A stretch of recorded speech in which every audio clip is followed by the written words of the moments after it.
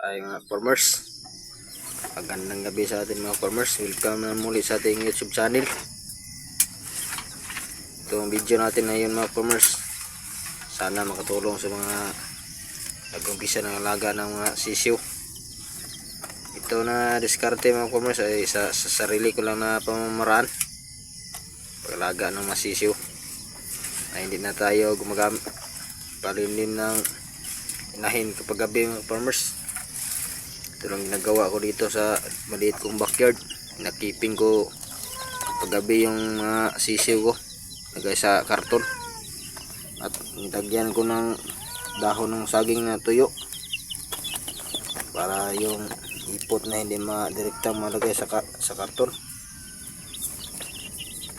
at hindi madaling masira yung ating karton mga farmers. Itong mga sisiw yung nakikita yung mga farmers, ito ay mga 1 month old.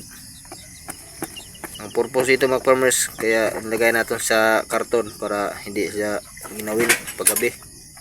Kasi nasa bukid tayo. Kasi wala tayo gamit itong ilaw mga farmers. Kung may ilaw, pwede na nilagay sa karton. Kasi mainit yung ilaw. At pagkawala natin ito sa kapag umaga hanggang hapon. Yan, laki na ito mga farmers. Pagkain natin ito mga integra to. Ating vitamins ang ginagamit ay Vitrasin Gold. Ito yung ginagamit natin vitamins kanila mga farmers, mula diol hanggang paglakila hanggang sa magiging inahin o bulstag na sila. Prebiotics ito mga farmers. Hindi na tayo kailangan magbigay ng prebiotics.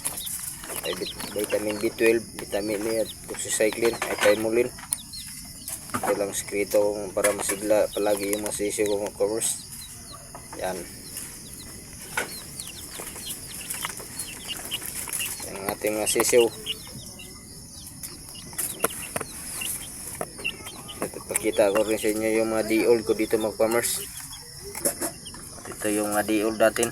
Ito ay mga native chicken ito mga farmers. Ganun pa rin yung diskarte natin. Yan, ilagay natin ng karton. Ilagay natin sa karton. Kapag di natin ilagay sa karton, posibleng ginawin sila at kainin pa ng daga. Maraming daga dito sa amin. Yan ang nagawa kong teknik sa pag-aalaga ng mga sisiw, lalo na kapag sa bukid tayo. Pwede ninyo itong gayahin. Kadalasan kasi nilagay sa karton mga farmers yung mga risal o ano pa.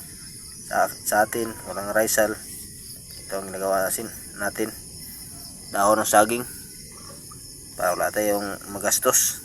Kasi pag risal bumili pa tayo, tapos yung iba newspaper ang nilagay, gastos na. Ito atin libre lang ito. Marami naman tayong tinanim na saging dito. Ang iba mga farmers diol, hindi lang natin lagyan ng dahon ng saging kasi hindi tayo nakakuha kasi nabutan tayo ng ulan. Yan, anak ito nating green hats. 2 weeks old na ito. Yan, yan ang update sa ating mga sisiw ngayon mga farmers, at sana may napulot kayo mga kunting idea. Salamat sa panonood.